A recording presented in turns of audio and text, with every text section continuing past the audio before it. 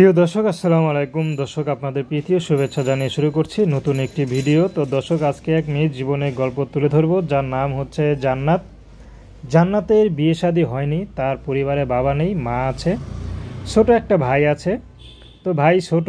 তো জান্নাত লেখাপড়া করা খুব ইচ্ছা ছিল, কিন্তু অভাবে সংসারে করতে পারেনি। তো জান্নাতের মা জান্নাতকে চাচ্ছে বিয়ে শাদী দিতে, কিন্তু কিভাবে বিয়ে শাদী হবে, কারণ যেখানে তার মা পরের বাসায় কাজ করে সেখানে জান্নাতকে টাকা খরচ করে কিভাবে বিয়ে দিবে সেটা কোনো কুল কিনারা পাচ্ছে না।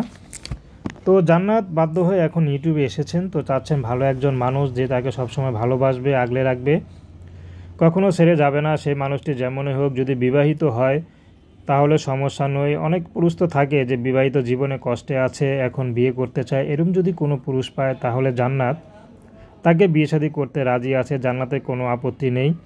তবে জান্নাতকে ভালোবাসতে হবে, জান্নাতকে সবসময় আদর ভালোবাসা দিতে হবে, জান্নাতকে যেন ছেড়ে চলে না যায়।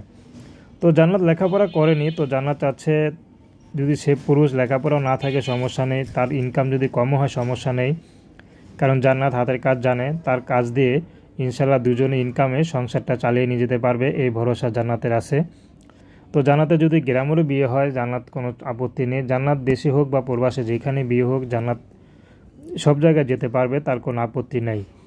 তো দর্শক, এই ছিল জান্নাতের জীবনের সংক্ষিপ্ত জীবন কাহিনী। তো প্রেম, ভালোবাসা, সাহায্য, সহযোগিতা, বিয়ে শাদী করা একান্ত আপনাদের ব্যক্তিগত ব্যাপার। তো আসুন আমরা 5 ওয়াক্ত নামাজ পড়ি, সর্বদা দেশের সেবা করি। আসসালামু আলাইকুম রহমতুল্লাহি আবরকাতুহু। আর জান্নাতকে কেউ খারাপ কথা না বলি, কারণ দেয়ালে জান্নাতের পিঠ ঠেকে গেছে, সেই জন্য জান্নাত ইউটিউবে আসছে। আর নাই, কখনো জান্নাত ইউটিউবে আসার ইচ্ছা ছিল না। তো জান্নাতের স্বপ্ন ছিল অনেক বড় একটা ডাক্তার হবে, মানুষকে বিনা পয়সায় চিকিৎসা দিবে। তো আজকে এ পর্যন্তই। আল্লাহ হাফেজ।